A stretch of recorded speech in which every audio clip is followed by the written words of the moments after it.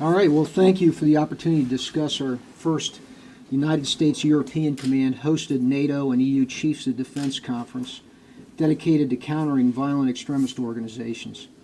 As you know, terrorism is a trans-regional problem and a clear and present danger to us all, and too frequently there are reports of attacks. Tragically, last week we watched news in Paris where one policeman gave his life in the line of duty and several others were wounded. These officers prevented what could have been a much worse incident, and we're grateful for their sacrifice and their efforts to keep us safe. Contributions of each and every nation's military and government in combating the threats posed by terrorism is truly appreciated. It is only with the dedication and resolve of allies and partners that we can confront and defeat this trans-regional threat. Let me re-emphasize, we are stronger together when we're working together. We must be resolute and adaptable as we maintain momentum together as well. This fight against terror and violent extremists will not be easy, nor will it be fast. It is not a war of choice. It will take resources, determination, and resolve to see the end of terror in Europe. I would also like to publicly thank NATO and EU Chiefs of Defense for participating in these talks today, taking time to strengthen the military bond that we share. The discussions and advice offered was vital to our staffs and our combined efforts. We listened, we learned, we shared, we offered insights, and we came together to work on areas where we can cooperate. We had an honest and candid discussion regarding issues and challenges that we face here in Europe. We discussed ways to strengthen the alliance and discussed a whole-of-government approach, because it's not just the military or police that should combat this threat. Our focus here was to further our shared understanding of the threat, strengthen our partnerships, open new avenues for information sharing, identify opportunities to enhance the military network, and build connectivity between our military network, European intelligence, and law enforcement agencies. As a group, we consistently meet to improve the understanding of each other's issues collectively and individually. This conference was a continuation of Chairman of the Joint Chiefs of Staff Counter-Violent Extremist Conference held last October. This event was tremendously important to Europe as we continue to exchange views on future military cooperation. I feel confident each military and organization that was represented here will continue to work together to support an approach for the common security of Europe. Again, thank you for giving me the opportunity to talk to you today, and I'm ready for your questions. Please. Andrea Shalal with Reuters. I wanted to ask you two questions. One is, you're talking about improving the way that you share information. What would you say, are there specifics you can give us on how you can improve the flow of information, and what is the cost of not sharing information? And then I just actually, sharing of information and intelligence is one of the more difficult things when you've got this many nations in a coalition. So the first thing really is what we can do, and we can begin, we've already made strides in, but today helped, is connectivity. What organizations with which nations have entities that already do collection and analysis, and do we have those connected properly? Do they know who they are? Today we had NATO and EU represented, for instance. You know, both have those capabilities. Can we bring their organizations to bear in connection with this greater group of nations in Europe and share information at the speed of relevance, which is really the trick? I think that's one of them. The second one is discuss individual nations' lessons learned, how we have worked, particularly in terms of intelligence, the sharing of intelligence, because nations want to protect, their sources, their methods in some cases. So how do we go about that? And did some of the nations have some techniques that are perhaps, profitable? So those are the kind of things that we talk about. I can tell you, in the year that I've been here, we've made advances in this without a doubt. But it still remains one of the things that we've most got to work on, because if it takes you even a long time to do that sharing, sometimes it's behind the need. Now you asked for an example of that. With this global network, there will be a nation or an organization that has a bit of an intelligence that in and of itself doesn't lead you anyplace, but connected with another country that has information, you now have a way to go, and perhaps even a way to get to the individuals involved in an attack that you know is being planned, but you have no identity or any place to go. And often the case is it doesn't reside in one place, it resides in more than one. So that's the importance of being able to conduct analysis and get the information across this broad network. I just wanted to ask you, in your capacity as the NATO Supreme Allied Commander, there's been a huge amount of discussion here in Germany about the 2%, and what, every politician I've spoken to in Germany says it's not realistic that Germany is going to reach the 2% level by 2024. And their interpretation of what they agreed to is different than, I think, the U.S. interpretation. How much of a struggle, or how much of a problem is that, and how do you think it needs to be resolved? Well, I can't respond for Germany at all. I would say that it's important in the sense of the commitment within the alliance, and then within the alliance they'll come to terms with how you, for instance, interpret that. But it's important because we're living in an environment that's changing dramatically. We have challenges that require changes in our posture and our capabilities. And the way to do that, the way to modernize, is going to be, it's not inexpensive. We have to have investment in that. And so the countries, each individually in NATO will come to terms with that investment. It was a 10-year agreement. There's time on this.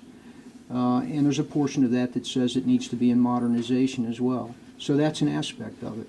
And then some countries will point out that there's a matter of capabilities that you build, and there's a matter of contributions as well that as a whole represents the contribution to the alliance. So, that's an ongoing discussion, and I'm sure we'll get it resolved. Thanks. Yeah. Peter Baden, Frankfurter Allgemeine Zeitung. You were talking about enhancing the flow of information. One would have thought that within NATO and the EU, this has happened already. So what's the new quality of exchanging information now? Well, NATO and EU are organizations, so they do have centers of, operations centers, intelligence centers, etc., that expedite and already have ground rules for how you disseminate information, how you protect pieces of information from other countries. But this coalition is much broader than that. It's 68 nations. It's broader than NATO, than EU. It's global as well, which is what it needs to be to fight a global terrorist network. And so when you open up more countries to it, then you bring another factor into play. So you have to find ways to ensure that you satisfy each of the nation's concerns for security, and you can also move the information quicker. It takes some time to do that. As I said, because of the need and the frequency with which we're now working together, that's coming together, and we're getting better at it. But we still have work to do. Mm-hmm. And is it also that it's different information than it was, say, 10 years ago that you're now looking at? Because now you're in counterterrorism and not in something else, military spoken? Yeah, the nature of the information does make a difference. How you collected it, and certainly today, if you look at 10 years ago, look at the difference in the technical media, cyber, internet, the use of social media by the terrorists, the use of media by the terrorists that requires or is encrypted, for instance. And so there's lots of challenges today that there weren't 10 years ago.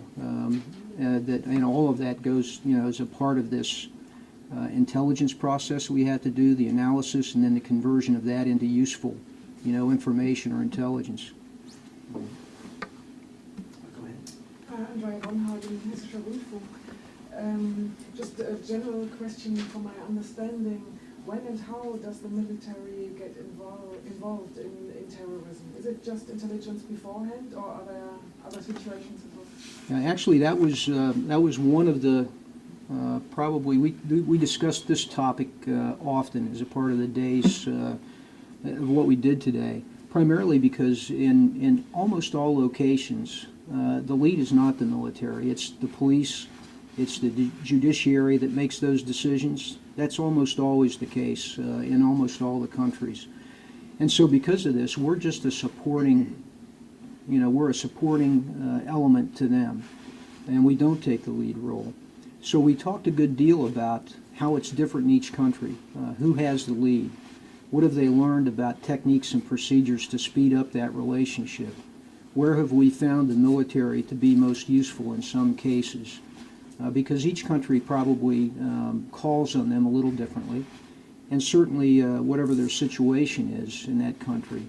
In most countries in Europe, there's an internal threat, but it's a police lead. That's different than say, the nations that within the globe, not here in Europe, that are in Syria, for instance, or a place where there's an active threat, and perhaps the military would take the front step. So that's what we discussed, and it's an important, it's an important distinction. And I think it's interesting to hear how each of the nations address this, because they are all a little bit different. And is there enough interchange in between the military intelligence and the civil intelligence? That varies by country too. Some it's a little more difficult than others. I think in most cases the countries said they had a good relationship with the police to the military. It's close and it's developing. Sometimes in some countries there's laws that govern intelligence in the military, information on the civilian side, and when those can be exchanged. And that differs by country. So there's some challenges in that respect. The last thing I'd say was interesting is that within this coalition, you may know that our foreign ministers meet, usually once a year at least. Our defense ministers meet, and the chiefs of defense meet over time throughout a year. We discussed today perhaps the judiciary needing to be an element of this that becomes a part of the coalition, because in many cases they are in fact the lead. Can We you have say a time for word? one last question regarding the theme of the conference. Okay. I can ask a question about Turkey as one of the sort of gateway countries in terms of foreign fighters transiting through Turkey.